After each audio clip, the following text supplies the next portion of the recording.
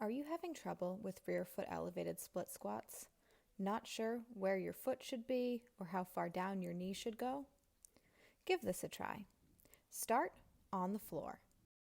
Have the top of the rear foot on your bench and make sure that your rear knee is below your hip. Your front foot should be underneath the front knee, more or less.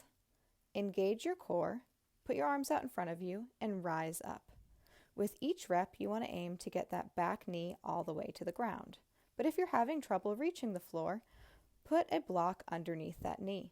Now the floor's come a little closer to you and you're able to go up and down with ease. The setup for this is the same as before.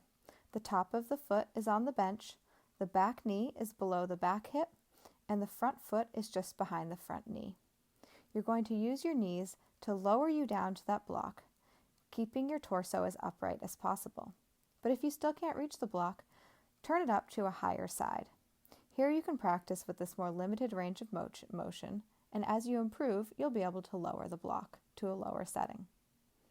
Next, you can try a rear foot elevated squat with weight. You'll set up in the way you figured out was best for you before. Whether or not you need a block underneath your back knee is up to you.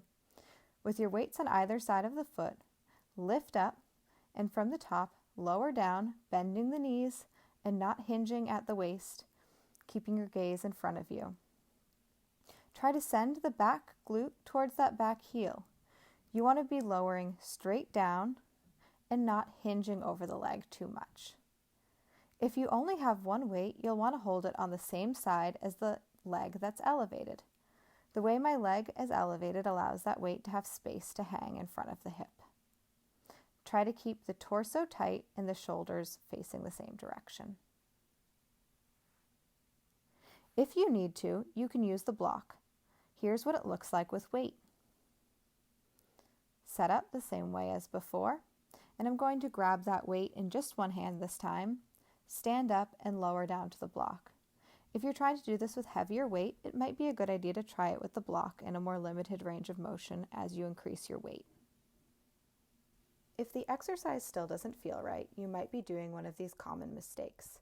You could be leaning over the leg instead of keeping the torso upright and rounding the back. You might also be leaning away from the grounded leg.